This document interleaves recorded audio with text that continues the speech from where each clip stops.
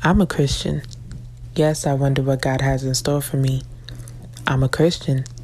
I find myself judging people who are where I used to be, but I'm a Christian. I expect people to think and love like me, abundantly. Yet I have some moments where I'm every kind of mean. I'm a Christian. I fall short and feel disgusted with myself, constantly fighting not to give in to the desires of my flesh. Let me reset though, because Ephesians 4:24 tells me to do away with the old and move away in the newness of Christ. So my bonds to sin are broken and the old me is dead. Look at this, I found my eulogy, so listen up. This is what it says. I was a Christian. She's dead.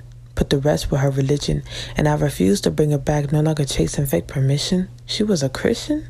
No, a church playing chameleon at best. A pretty face with a dead soul and flesh that never passed the test. Innocent with a face is wicked and a heart intoxicated. Here's my statement. The prayers were never forgotten. They were submitted like an invoice. If it aligned, then it was granted. Some were edited and given back to me. I ain't even realized they'd been answered.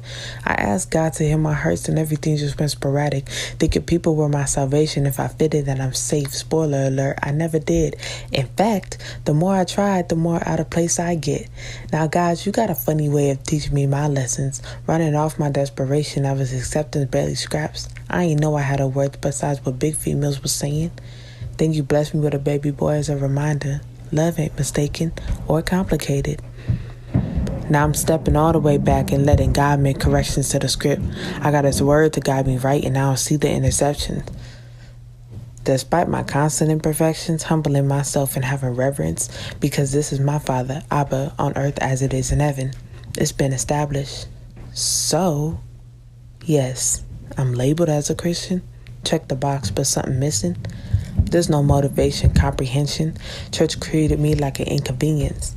Do you reckon that it goes deeper than those 9 a.m. services and Bible study? Deeper than you run into the altar with them secrets, even deeper than the words you hear me speaking? Deeper than the moments you were bonding with them demons? Deeper than the soul ties and white lies you thought nobody could hear you while you screaming, help me, I don't want to do this anymore, free me, unaware of the freedom? You never thought you would believe somebody's crimson could make you white. A bloodstain, otherwise the suspect for incrimination in this moment could give you life. A sacrifice is what that is. As Christians, we take advantage, treating repentance like a checklist, condemning flaw like we don't have them. Please understand, it's not for kicks and laughs. This is an assessment of the damage. Most only remember the scars we made in hurts and souls. The hearts that were broken simply seeking for some aid. Instead of life, we spoke curses, bringing sorrow and shame. Still, there were few who took the hand and didn't swat it away. You look at us and see a bigot hypocritical who masters the artist charades. Our God is seen as non-existent, and if he does, it's dictated by rage. That only let judgment reign on earth, creating death and decay. But listen here, one bad fruit doesn't take out the whole tree. I understand the contradiction. I've seen it too. I see you. We see you. So I'll break it down what a true child sees. I see myself in your reflection. Your eyes tell me the simplest message. The hurts, the misunderstandings, the traumas and scars. You got a story. And if you want to speak, then I'm ready to listen. God knows he's a creator, not the creation, remember. It may not have felt like he was there, but trust he was. He's omniscient. Everywhere.